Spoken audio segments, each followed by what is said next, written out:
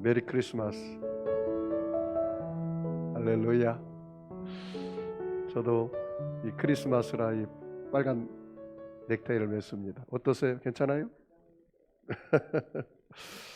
저는 오늘 크리스마스에 오신 예수님은 어떤 분인가 라는 제목으로 함께 은혜의 말씀을 나누겠습니다. 따라서 볼까요? 크리스마스에 오신 예수님은 어떤 분인가? 여러분, 오늘이 예수님의 뭐죠? 탄생한 생일입니다. 예수님이 탄생한 생일. 예? 그러면 여러분, 예수님이 몇 살 잡수셨죠?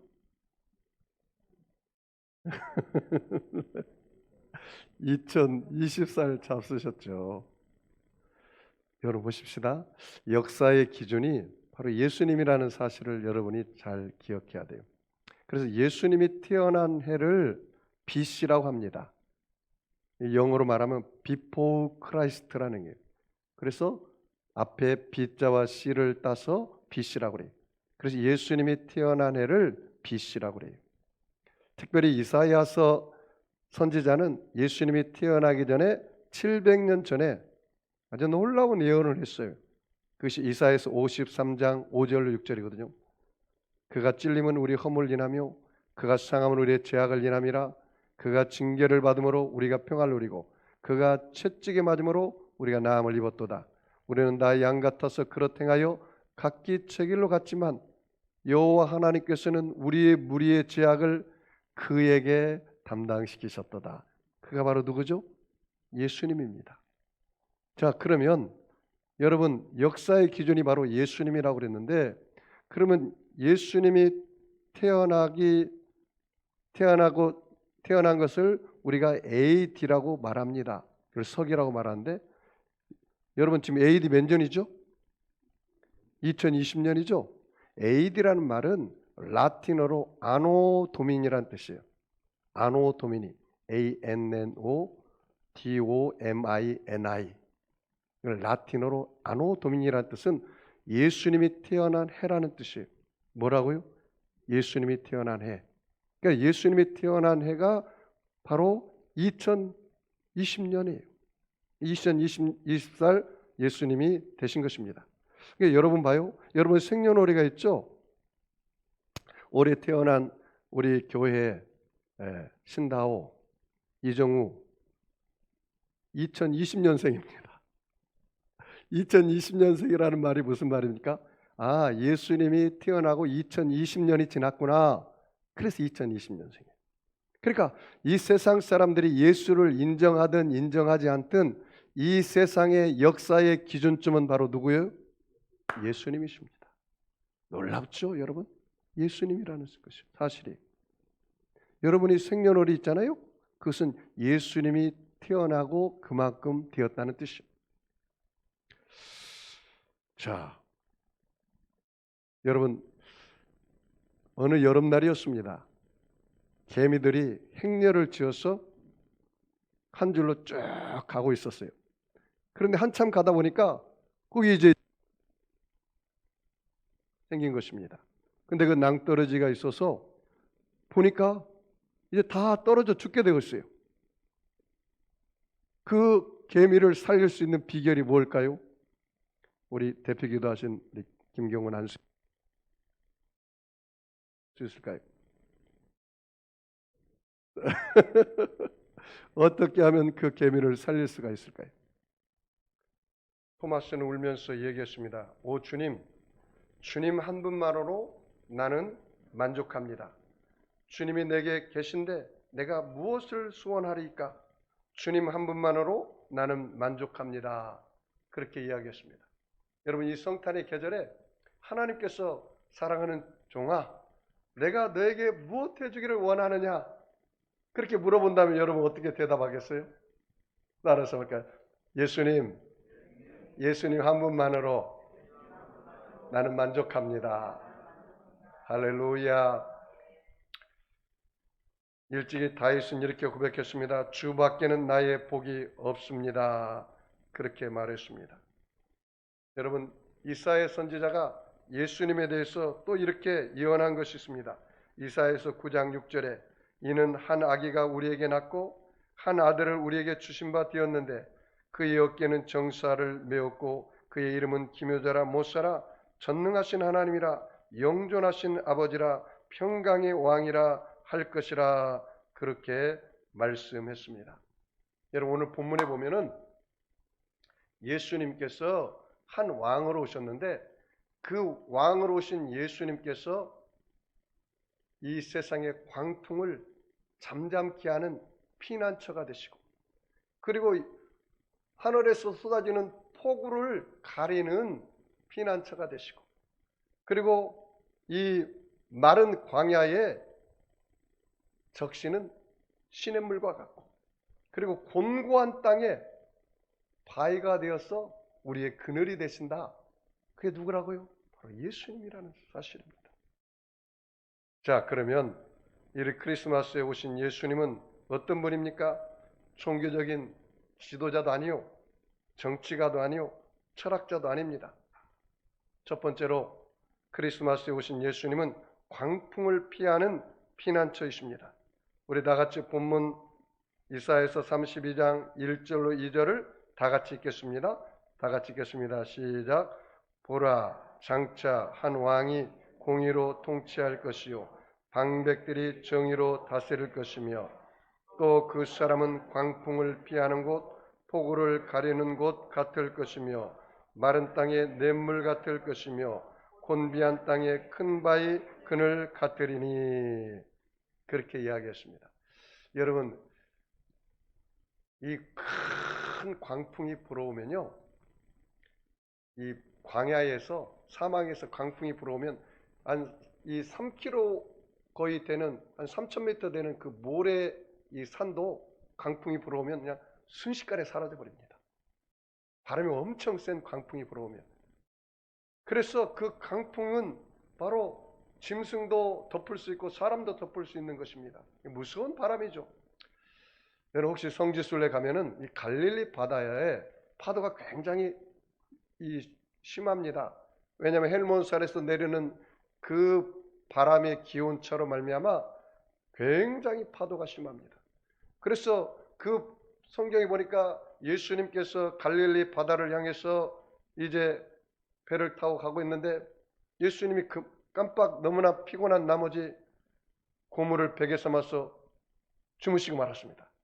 그런데 그때 갑자기 바다가 요동치고 파도가 치고 강풍이 불어와서 물보라가 일어나고 배가 그냥 순식간에 이제 넘어지기 일보 직전이에요. 물속에 가라앉기 일보 직전이에요. 그래서 예수님의 제자들이 그냥 부랴부랴 주무시는 예수님을 깨웠습니다. 예수님, 예수님, 우리가 이 광풍에 이제 배가 뒤집어서 죽을 것 같습니다. 그래서 예수님을 깨우니까 예수님께서 일어나셔서 바람과 파도를 꾸짖었습니다. 바람아 멈추어라. 파도야 멈추어라. 그랬더니 순식간에 바람이 멈추고 강풍이 멈추고 파도가 치던 게 멈추고 아주 고요해졌습니다. 여기서 예수님이 하나님이심을 증거한 것입니다. 어떻게 자연이 그 말에 순종합니까? 하나님 아니고는 순종할 수가 없는 것이죠. 마가복음 4장 39절에 예수께서 깨어 바람을 꾸짖으시며 바다들을 이르시되 잠잠하라 고요하라 하시니 바람이 그치고 아주 잔잔하여지더라. 그렇게 말씀했습니다. 여러분 이 땅에 살면서 얼마나 이 세상에 광풍이 많이 불어온지 아십니까? 그런데 예수님은 이 광풍을 피하는 피난처라고 얘기했잖아요. 이 세상에는 광풍이 아주 많아요. 그 대표적인 광풍이 바로 죄악의 광풍입니다. 그리고 로마 3장 23절 말씀에 모든 사람이 죄를 범하였음에 하나님의 영광에 이르지 못한다 했어요. 그리고 죄의 싹은 사망이라고 그랬습니다. 그래서 사람들 마음에 죄악의 강풍이 끊임없이 불어오고 있습니다. 이사야서 38장 15절에 내 영혼이 고통으로 말미암아 내가 종신토록 방황한다 라고 말했습니다. 여러분 죄악의 강풍이 다가오면요 이 사탄 마귀가 사람들 마음을 도둑질해요. 죽이려고 해요. 멸망시키려고 해요. 그렇게 인도합니다. 그래서 요한복음 10장 10절에 뭐라 했습니까? 도적이 온 것은 도둑질하고 멸망시키는 것뿐이거니와 내가 온 것은 양으로 생명을 얻게 하고 더 풍성히 얻게 한다. 그렇게 말씀하고 있습니다. 이 세상에는 세속의 강풍이 불어옵니다. 그래서 여러분, 마귀가 점령하고 있는 게 뭔지 아십니까? 공중 권세를 잡았어요. 그러나 요한복음 예배소서 6장 12절 말씀에 우리의 싸움은 혈과 육에 대한 싸움이 아니요 하늘의 정사와 어둠의 저권자들과 공중 권세하는 악한 영과의 싸움이라. 여러분, 눈에 보이지 않는 이 공중 권세, 전파 다 누가 잡고 있다고요? 마귀가 붙잡고 있어요. 마귀가 이 세상 임금이기 때문에 그렇습니다. SNL을 통해서, 인터넷을 통해서, 정보 매체를 통해서 사람들의 마음을 사로잡은 게 바로 이 사탄 마귀입니다. 그래서 여러분 보십시오. 지금 이 세상은요, 세속 문화로 꽉 차 있어요. 그래서 하나님 없는 문화, 세속 문화로 꽉 차 있어서 사람들의 가치관이나 세계관이나 종교관이나 사람들의 신념 체계가 유물론 사상으로 세속 문화로 세속적인 가치관으로 꽉 들어차 있기 때문에 하나님의 말씀이 들어갈 그 구석이 없는 것입니다. 그래서 고린도후서 4장 4절에 이렇게 말했습니다. 이 세상 신이 믿지 않는 사람들의 마음을 혼미케 함으로 그리스도의 복음의 광채가 들어가지 못하게 한다. 그렇게 말한 것입니다. 그러니 사람들 마음속에 세속의 강풍이 꽉 들어차서 여러분 우리나라의 한 달에 자살하는 숫자가 얼마인지 아십니까? 전에 보니까 국민율 보니까 평균 1000명 이상이 되는 거예요. 코로나로 죽는 숫자는 저리 가라 합니다. 30대, 20대가 그렇게 많이 죽는다는 거예요. 하루에 35명 이상이 죽어요. 자살로. 교통사고로 죽는 것보다 코로나로 죽는 숫자보다 훨씬 많습니다. 여러분, 이 세상은 질병의 광풍이 몰아치고 있습니다. 2020년 12월 14일 코로나 바이러스 보고서에 보니까요, 전 세계에 지금 코로나로 죽은 사망자가 150만 명이 넘었다고 합니다. 국제 통계 사이트 월드 미터에 따르면 12월 4일 현재 누적 코로나19 사망자는 151만 1927명입니다. 그래 150만 명이 넘었기 때문에 현재 추세로 보면 9초마다 한 명씩 사망하고 있습니다. 인구 약 150만 명에 달하는 광주시 하나가 통째로 사라진 셈입니다. 전 세계적으로 볼 때. 미국은 하루 17만 명 안팎의 신규 확진자가 나오고 있고요. 누적 사망자 수가 28만 명이라고 합니다. 대한민국은 제가 어제 인터넷 들어가서 보니까 2020년 12월 24일 기준으로 확진 환자가 53,533명, 격리 해제가 37,425명, 치료 환자가 15,352명, 사망자가 756명입니다. 제가 어제 저녁에 기도하면서 말씀을 준비하는데 주님께서 제게 신방 오셔서 하는 말이 사랑하는 종아, 살아있는 예수를 증거하라 그러더라고요. 예수님은 어제나 오늘이나 영원토록 동일하시다. 할렐루야. 여러분, 예수님 여러분 안에 지금 살아 계십니까? 그걸 묻고 싶습니다. 여러분의 마음이 너무 무디어가지고 여러분 안에 세상에 가득 들어차 있으면 예수님이 들어올 구석이 없어요. 여러분의 인생의 정말 삶의 주권자가 여러분입니까? 그렇지 않으면 예수님이십니까? 여러분, 이 성탄의 계절에 이 크리스마스에 한번 좀 점검해 보십시오. 지난주 우리 교회에서 여러분 예배 드리지 않았습니까? 그리고 제가 신유기도 했는데요. 많은 사람이 고침받았다는 간증을 제가 들었어요. 우리 예수님은 죽은 하나님이 아니라 살아계신 하나님이시구나. 진짜 복음은 어떤 게 진짜 복음이냐면요, 예수님이 하나님이시라는 거예요. 따라서 예수님이 하나님이십니다. 그것을 안 믿어지면요, 여러분 천국 못 가요. 예수님이 정말 하나님이신 걸 여러분 믿습니까? 그래서 예수님이 광풍을 다스린다는 거예요. 바람도 다스리고 파도도 다스리고 우리 인생의 생사화복을 다스리는 분이 바로 예수님이시라는 거예요. 여러분, 예수님은 저주의 광풍을 다스리십니다. 잠언서 1장 27절에 너희 두려움이 광풍같이 임하겠고 너희 재앙이 폭풍같이 이르겠고 너에게 근심과 슬픔이 임하리라.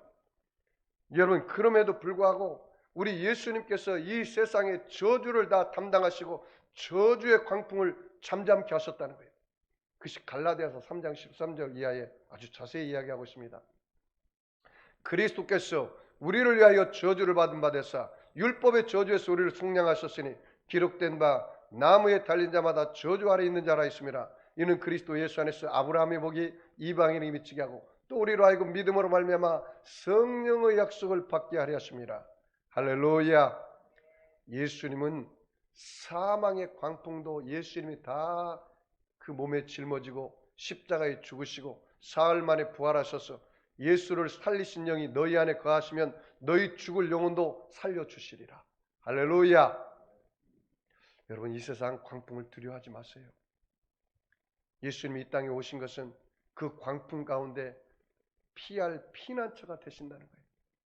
그래서 여러분이 이 삶 속에 남편을 통해서 사업의 광풍, 자녀를 통해서 여러 가지 진로의 광풍, 물질의 광풍, 또 질병의 광풍, 부부간의 광풍, 이런 광풍이 올 때마다 여러분이 예수님께 피하시기 바랍니다.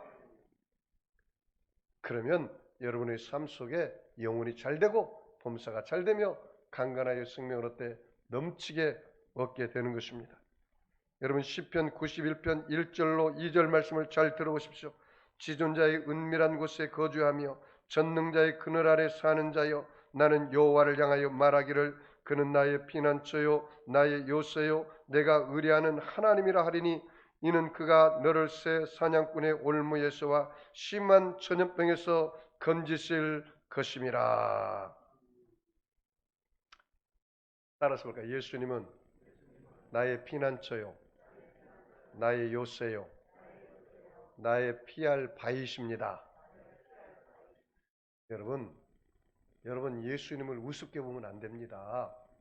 AD 33년 전에 예수님께서 저와 여러분의 죄악을 몸에 짊어지고 저와 여러분의 세속을 짊어지고 저와 여러분의 질병의 광풍을 짊어지고 저와 여러분의 저주의 광풍을 짊어지고 저와 여러분의 문제의 광풍을 짊어지고 저와 여러분의 절망의 광풍을 짊어지고 저와 여러분의 사망의 광풍을 짊어지고 십자가 위에서 테텔레스타이 내가 다 이뤘다 말씀할 때 그 광풍은 여러분의 삶 속에서 다 물러가고 만 것입니다.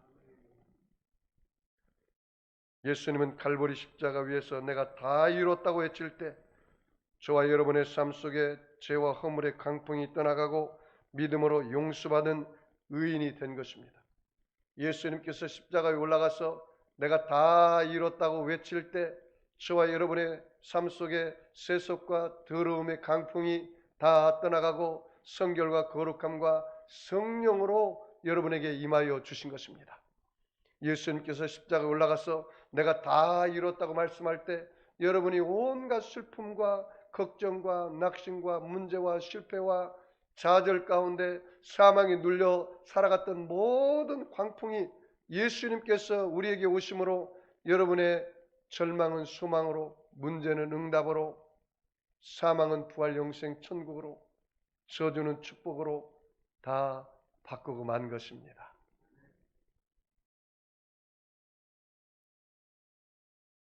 두 번째, 크리스마스에 오신 예수님은 폭우를 가리는 피난처라고 했습니다.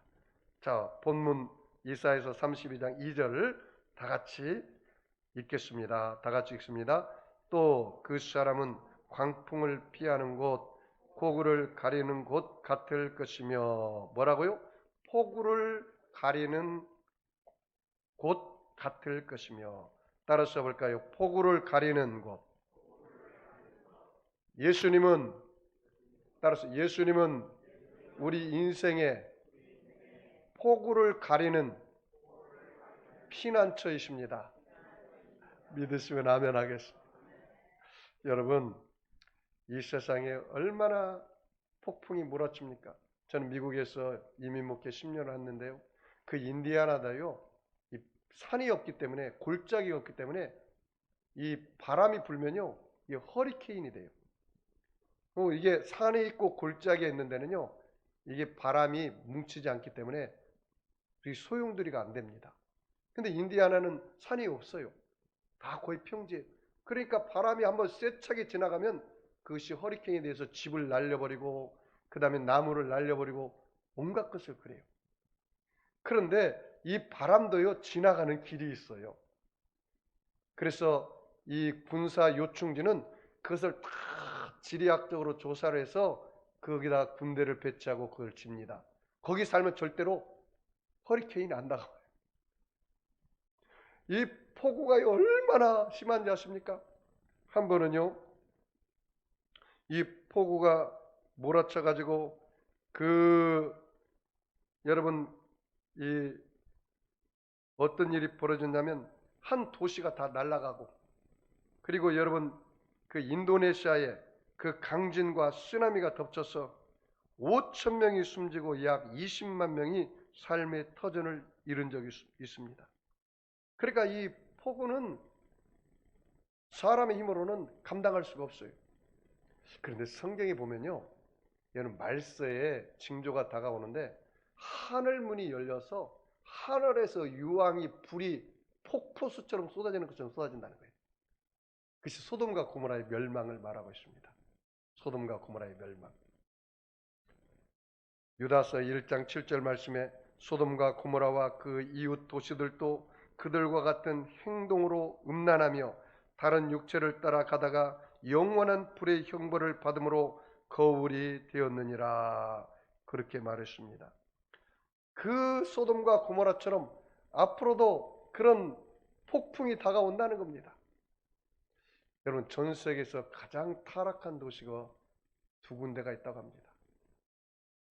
학자들이 조사해 가면 어딜 것 같아요, 여러분? 네? 일본 동경하고 대한민국 서울이라고 합니다. 가장 술집이 많고 가장 죄짓기 쉬운 나라가 그 도시가 일본 동경하고 대한민국 서울이랍니다. 여러분 우리나라 얼마나 여러분 이 N번방 온갖 성적 타락 법을 해가지고 아주 도배했잖아요, 우리나라에. 네? 제가 미국에서 살아봤는데요. 그 인디아나는요, 반문화가 없어요. 대도시가 아니어서 그런지도 몰라도 반문화가 없어요. 그러니까 우리 애들도 학교하고 집하고 교회하고 더 이상 갈 데가 없는 거예요. 그런데 한국은 조금만 나가면 죄 짓는 곳이 너무 많아요. 온갖 유혹거리예요.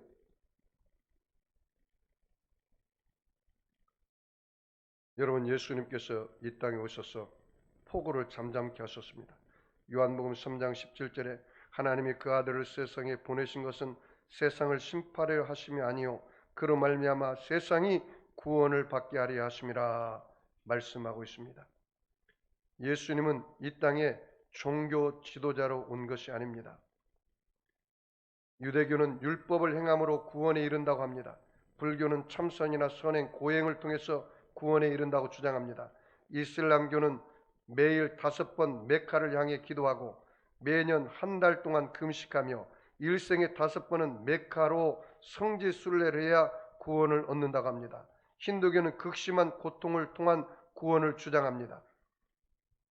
다른 종교는 인간의 행위나 인간의 도덕적인 노력을 통해서 구원을 이야기하고 있습니다. 그들은 구원의 길을 이야기하고 가르치려고 합니다. 그런데 여러분 여기서 보십시오. 예수님은 구원을 가르치려고 하지 않습니다. 예수님은 길을 가르치려고 이야기하지 않습니다. 다른 종교는 다 길을 이야기해요. 고행을 해야 한다는 거예요. 도덕적으로 살아라는 거예요. 선을 행하라는 거예요. 그런데 예수님 뭐라고 말합니까? 내가 바로 구원의 길이다. 할렐루야. 그래서 예수님께서 말씀하기를 요한복음 14장 6절에 내가 곧 길이요 진리요 생명이니 나로 말미암지 않고는 하나님 아버지께로 올 자가 없느니라. 따라서 볼까요? 예수님이 구원의 길입니다. 천국의 길입니다. 진리이십니다. 생명의 길입니다. 그렇습니다, 여러분. 이 세상의 폭우를 가리울 자는 바로 예수님밖에 없습니다. 세 번째, 크리스마스에 오신 예수님은 마른 땅의 냇물과 같습니다. 우리 2절 다 같이 더 읽습니다. 또 그 사람은 광풍을 피하는 곳, 폭우를 가리는 곳 같을 것이며 마른 땅의 냇물 같을 것이며. 따라서 볼까? 마른 땅의 냇물 같을 것이라. 여러분, 우리나라 황사 현상으로 말미암아 미세먼지가 굉장히 많이 다가오잖아요. 이 지질학자의 조사의 연구에 의하면 중국은 전 국토의 18%가 사막화 되어 간다고 합니다. 한 해 동안. 그래서 베이징은 북쪽에 있는 사막이 계속 남진하여 한 20년에서 30년 후면 베이징은 모래에 파묻힐지도 모른다고 우려하고 있습니다. 여러분, 이스라엘과 팔레스타인이 왜 싸운지 아십니까? 이 물 부족 때문에 싸우고 있습니다. 물 부족 때문에. 디모데후서 3장 1절 이하의 말씀을 잘 들어보십시오. 너는 이것을 알라. 말세에 고통하는 때가 이르러 사람들이 자기를 사랑하며 돈을 사랑하며 자랑하며 교만하며 비방하며 부모를 거역하며 감사하지 아니하며 거룩하지 아니하며 무정하며 원통함을 풀지 아니하며 모함하며 절제하지 못하며 사나우며 선한 것을 좋아하지 아니하며 배신하며 조급하며 자만하며 쾌락을 사랑하기를 하나님 사랑하는 것보다 더하며 경건의 모양은 있으나 경건의 능력은 부인하니 이 같은 자들에게서 내가 돌아서라. 지금 사람들의 마음이 사막화가 돼가고 있어요. 사람들의 마음이. 우리 대한민국 교회가 놀랍게 부흥할 때는요, 이 교회 안에 예수의 피가 흘러갔습니다. 성령의 역사가 흘러갔습니다. 사람들의 마음이 막 회개하고 자복하고 하나님 말씀대로 살려고 발부둥 쳤습니다. 그런데 언제부터 한국교회가 배부르기 시작했습니다. 교회가 개교회주로 흐르고 주의 종과 성도들이 세상 문화가 교회에 들어오기 시작하고, 그러다 보니까 군더더기에 살이 찌기 시작하는 거예요. 심령이 가난한 자는 복이 있나니 천국이 저희 것이라 했는데 심령이 너무나 세상 꼴로 부자가 됐어요. 마음이 사막화가 됐어요. 왜 통하지 않아요? 굳이 주님 없이도 살 수 있다고 말하고 있어요. 여러분이 마음에 할례가 없으면요, 주님이 여러분 안에 들어올 수가 없어요. 가장 중요한 거는요, 이 마음의 할례입니다. 마음의 할례. 성경에 예레미야서 보니까 너희 마음의 가죽을 베라고 하더라고요. 마음의 가죽을. 그런데 지금 이 땅에 많은 크리스천들 중에 한 발은 세상에, 한 발은 교회에 그렇게 마음의 할례가 없이 마음의 사막화가 되어서 이 마음에 생수가 없는 거라. 그러니까 세상에 가서 자기 마음의 생수를 찾으려고 온갖 애를 써요.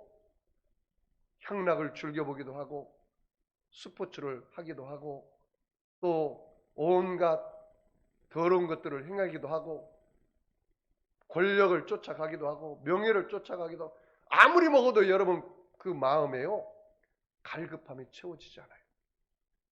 그것은 소금기 있는 물을 먹은 것 같아서 먹으면 먹을수록 더 목마른지라 마음이 사막화가 됐어요.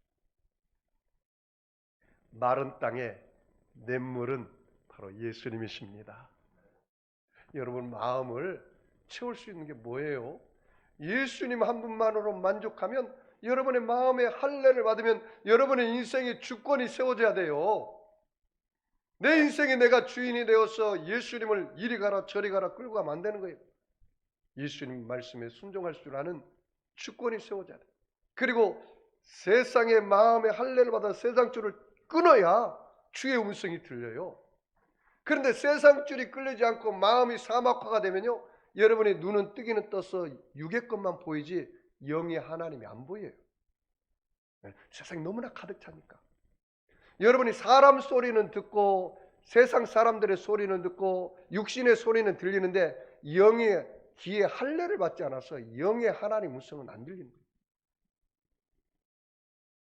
주님이 신방 와도, 마음의 신방 와도, 찾아와도 이 주님이 오셨는지 깨닫지 못하는 거예요. 이 마음이 무디어서 그런지라. 이 마음이, 영의 마음이 열리면요, 말씀이 떨어지잖아요. 그러면 그것이 막 깨달아지는 거예요. 그 예배가 얼마나 감사하고 그 예배 한 시간이 주님이 내게 오는 시간이기 때문에 너무 설레고, 이 성탄의 계절에 예수님이 이 땅에 오셨는데 내가 그 예수님을 경배하러 간다. 그 보배압을 열어서 황금과 모략과 유향을 드리는 그 마음으로 여러분이 오늘 이 성찬 예배에 왔냐 이 말이죠. 많은 사람들이요, 마음이 사막화가 됐어요. 마음이 사막화가. 경건의 모양은 있는데 경건의 능력은 부인한다고 오늘 말하고 있잖아요. 하나님을 사랑하기를 세상을 더 사랑한다는 거예요. 이게 문제라. 이게 문제라. 언제부터 한국교회가 그렇게 돼가고 있어요. 요한복음 4장 14절에 내가 주는 물을 마시는 자는 영원히 목마르지 않으니 내가 주는 물은 그 속에서 영생하도록 솟아나는 샘물이 되리라. 요한복음 7장 38절에 나를 믿는 자는 성경의 이름과 같이 그 배에서 생수의 강이 흘러나리라. 여러분, 오늘 내가 예배를 드리는데 내 마음에 예수님이 찾아와가지고 내 뱃속에서 세상에 줄 수 없는 생수가 터져나서 나는 세상에 주는 물을 안 먹어도 배가 부르고 행복하고 감사가 넘치고 나는 예수님 한 분만으로 만족합니다. 이렇게 고백할 수 있냐 이 말이죠.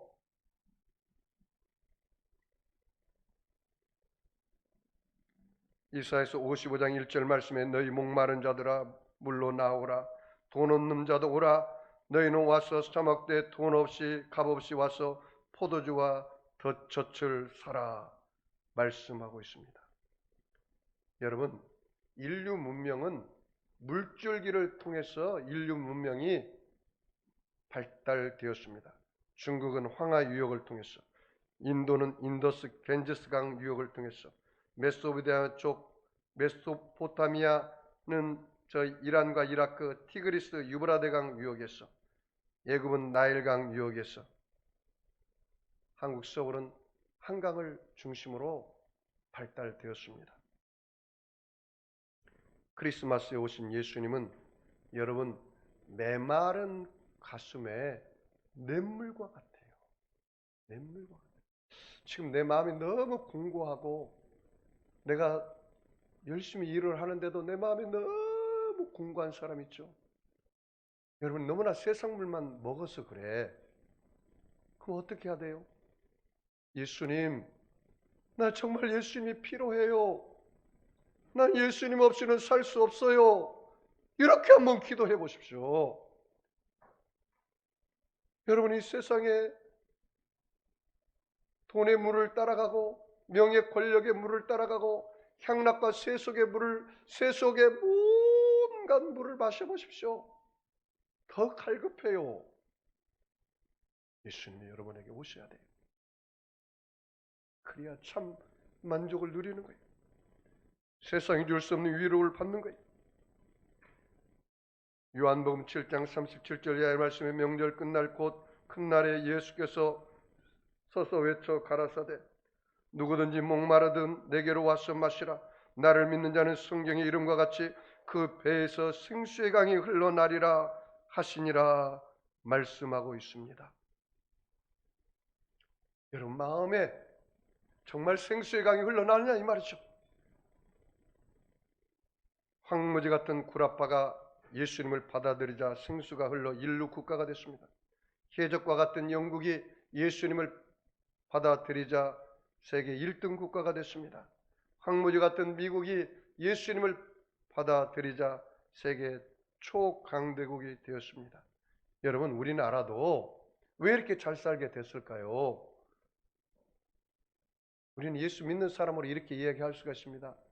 우리나라에 예수 그리스도의 복음이 그 인천을 통해서 또 두만강을 통해서 선교사들이 들어와서 이 땅에 복음이 전파되기 시작하면서부터 의식의 개혁이 생긴 거라. 이 세속적인 가치관, 윤리관, 세계관, 종교관이 신념 체계가 바뀌어지기 시작한 거예요. 기독교 세계관으로, 기독교 가치관으로, 기독교 종교관으로, 기독교 신념 체계로 바뀌기 시작하면서 사람들이 예수가 들어오니까 이 세상이 줄을 끊기 시작하고 술을 끊고 담배를 끊고 세속 문화를 끊고 경건하게 살고, 그리고 우리나라 여러분 3.1절 운동할 때도 그 많은 기독교인들이 참가하지 않았습니까? 그 복음을 지키기 위해서 순교 많은 선진들이 하지 않았습니까? 이 신앙의 선전들이 있었기 때문에 이 땅에 5만 교회, 10만 죄종, 1,000만 성도들이 이 땅에서 나라 민족을 위해서 기도하기 때문에 이만큼이라도 잘 살게 된 것입니다. 예레미야서 31장 12절 말씀에 그들이 와서 시온 높은 곳에 찬송하며 여호와의 복 곧 곡식과 새포도주와 기름과 어린 양의 떼와 소떼를 얻고 크게 기뻐하리라. 너희 심령은 물된 동산 같겠고 다시는 근심이 없으리로다 할지라 말씀하고 있습니다. 마지막으로 크리스마스에 오신 예수님은 곤비한 땅의 큰 바위 그늘이십니다. 우리 2절을 마지막으로 다 같이 읽겠습니다. 같이 읽습니다.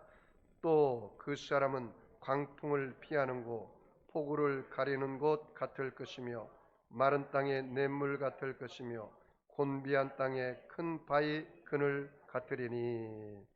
따라서 볼까요? 곤비한 땅에 큰 바위 그늘이시다. 여러분 혹시 사막을 여행한 적이 계시나요? 이 사막을 여행하면요, 큰 바위가 있잖아요. 그럼 거기 들어가면 굉장히 시원합니다. 왜 그런지 아십니까? 이 사막은 습기가 없어요. 그래서 이 사막에 바위를 하나 만나면 그렇게 시원할 수가 없어요. 여러분이 이 세상, 험악한 세상, 이 녹록지 않는 이 세상을 살아갈 때 얼마나 힘이 듭니까? 많은 철학자나 종교가들은 길을 가르치고 길을 찾으라고 이야기했어요. 그런데 예수님은 당신이 길이 되신다고 이야기하잖아요. 길이 되신다고. 그래서 예수님이 뭐라 했습니까? 수고하고 무거운 짐진 자들아 다 내게로 오라. 내가 너희를 쉬게 하리라. 나의 마음은 온유하고 겸손하니 내 멍에를 메고 내게 배우라. 그렇게 말씀하셨습니다. 어떤 스님이 개종한 이야기를 제가 읽어본 적이 있습니다. 그 스님이 이제 돌아다니면서 이 시주하러 다니잖아요. 시주하러 다니는데 어느 집에 갔는데 어떤 꼬마 놈이 시주하러 갔더니 그 쌀 한 팍을 줄 알았더니 깜정 책을 갖다가 그 시주통에다 탁 넣으면서 이거나 입고 예수 믿고 팔전하고 치세요.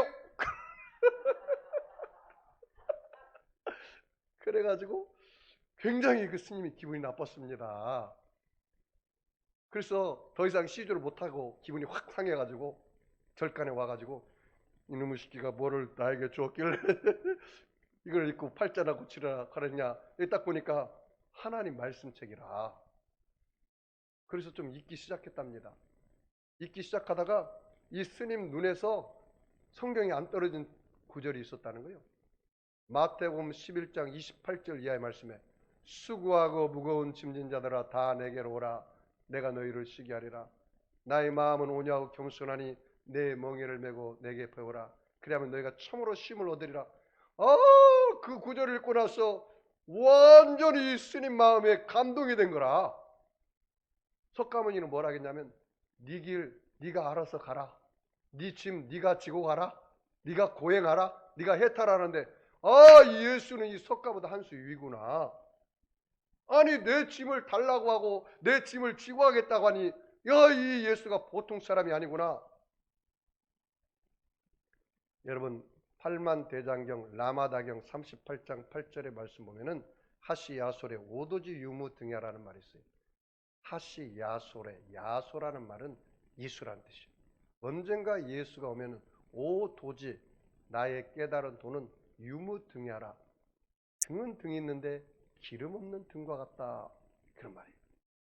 다시 말하면 석가모니도 대단한 예언가예요. 언젠가 예수가 오면은 내가 가르친 도는 아무 쓸모가 없다. 다 나를 따라오는 자들아 그 길 대신 예수께 가라 그 말이에요. 할렐루야. 여러분 그래서 그 스님이 그걸 읽고 나서요. 야 너무너무 놀랍더라는 거예요. 그리고 나서 찬송을 보니까 찬송을 좀 하고 싶더래. 그래서 복의 근원 강림하사 이걸 하고 싶은데 멜로디를 잘 못하잖아요. 그래서 연보를 해놓은 거죠. 복의 근원 강림하사 그렇게 했다는 거예요.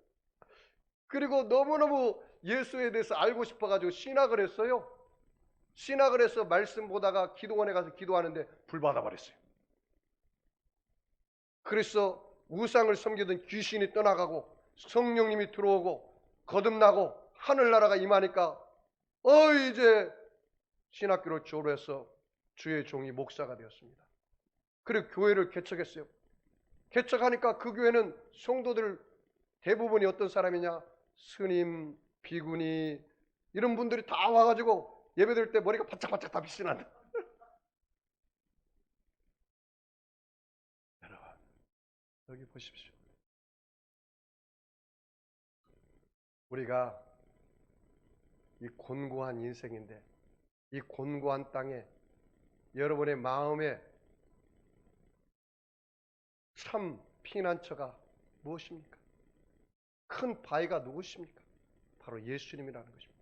이 바위는요 반석이라는 뜻이잖아요. 이 반석 위에 내 교회를 세우리라 말씀하셨습니다. 여러분이 예수님께 피함으로 이 세상 온갖 세상 욕망과 이 세상의 것들로부터 피해서 참 안식과 참 기쁨을 누리시기를 바랍니다. 요한일서 2장 16절 말씀에 이는 세상에 있는 모든 것이 육신의 정욕과 안목의 정욕과 이생의 자랑이니 다 아버지께로 온 것이 아니오 세상으로부터 온 것이라 그렇게 말씀하고 있습니다. 오늘 본문 이사야서 32장 3절로 4절에 보는 자의 눈이 감기지 아니할 것이요 듣는 자가 귀를 기울일 것이며 조급한 자의 마음이 지식을 깨닫고 어른한 자의 혀가 민첩하여 말을 분명히 할 것이라. 예수님을 바라보고 듣는 자의 귀를 기울이게 되고 한번 들어서 만족할 수 없고 계속 예수님께 귀를 기울인다는 것입니다. 조급한 자의 마음이 지식을 깨닫고 어른한 자의 혀가 민첩하여 말을 분명히 하겠다는 것입니다.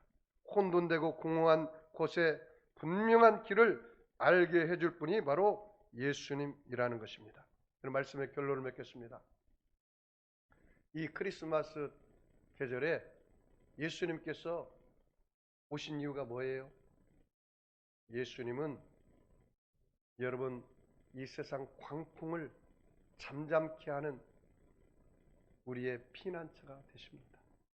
예수님은 이 세상에 폭우가 쏟아지는 그 가운데 그 폭우를 가리는 피난처가 되십니다. 예수님은 여러분 이 마른 땅에 여러분의 마음의 사막과 같은 이런 마른 땅에 우리에게 샘물이 되어 주신다. 예수님은 이 곤고한 땅에 녹록지 않는 이 세상 가운데 우리에게 큰 바위가 돼서 그늘을 만들어 주세요. 이 성탄의 계절에 여러분 참된 선물이 무엇입니까? 바로 예수님이 참된 선물입니다. 그 예수님을 여러분이 여러분 자녀에게, 여러분 남편과 아내에게, 여러분 이웃 일가 친척에게 그 예수님을 선물하십시오. 내가 받은 선물이 너무 고귀하고 너무 아름다웠어. 내가 당신에게 이 선물을 드립니다. 이렇게 선물하면 좋을 것 같아요. 제가 한번 전철 전도해서 그런 적이 있습니다. 제가 한세대학교에서 그 군포역에서 영등포역까지 제가 토요일마다 늘 전철 전도를 했습니다.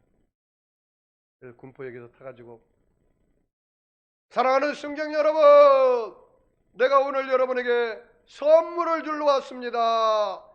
그랬더니 사람들이 저 젊은 청년이 무슨 선물을 주려고 저렇게 큰 소리를 치냐?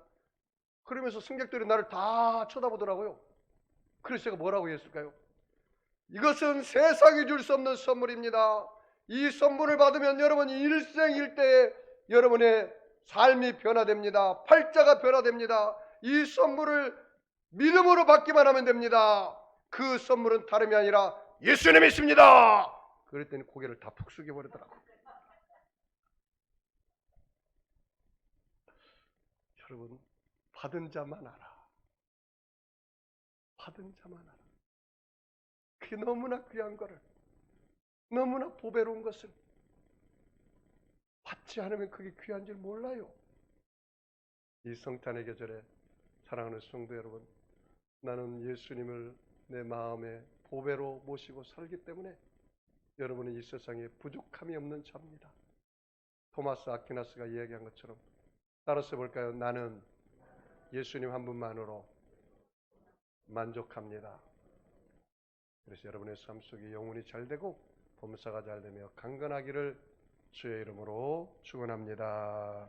기도하겠습니다. 하나님 아버지, 이 크리스마스 때 하나님의 아들 예수님을 우리와 같은 사람으로 보내주셔서 인류 공동체의 대표가 되게 하시고 나를 위해서, 나를 대신하여 십자가를 짊어지신 것을 감사합니다. 주님께서 십자가에서 몸짓고 피를 흘려 죽으셨다가 사흘 만에 부활하심으로 광풍을 잠재워 주시니 감사합니다. 폭우를 잔잔케 하시니 감사합니다. 마른 땅에 냇물이 솟아나게 하시니 감사합니다. 공고한 땅에 바위가 되는 그늘이 되어 주시니 감사합니다. 예수님 밖에는 귀한 것이 없습니다. 예수님 외에는 의지할 것이 없습니다. 예수님 외에는 살 길이 없습니다.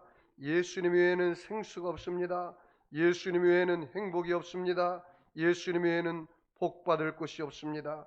예수님 외에는 천국 갈 길이 없습니다. 하나님 아버지, 예수님을 이 크리스마스 계절에 보내주신 것을 감사합니다.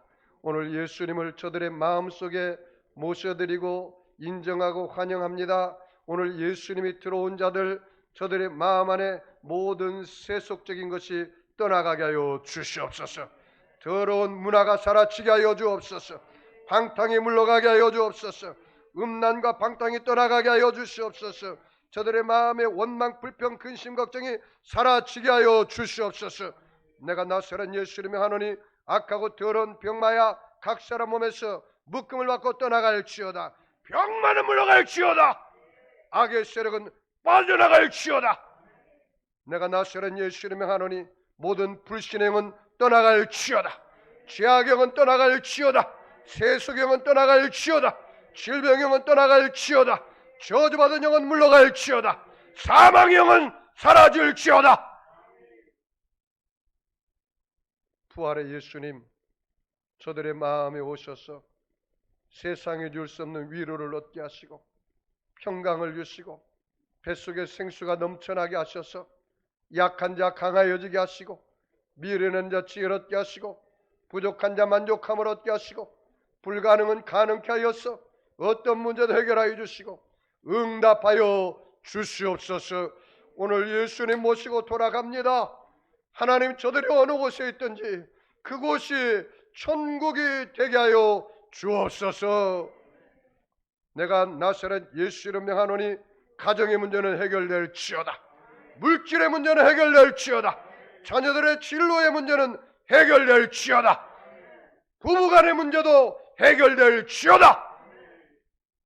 전능하신 하나님께서 우리 성도들과 함께함으로 날마다 살아계신 예수님을 체험하며 기적의 삶을 살게 하여 주옵소서. 예수님의 이름으로 축복하고 기도합니다. 아멘. 우리 주님 부르고 세 번 부르며 말씀을 생각하며 통성으로 기도하겠습니다. 주여, 주여.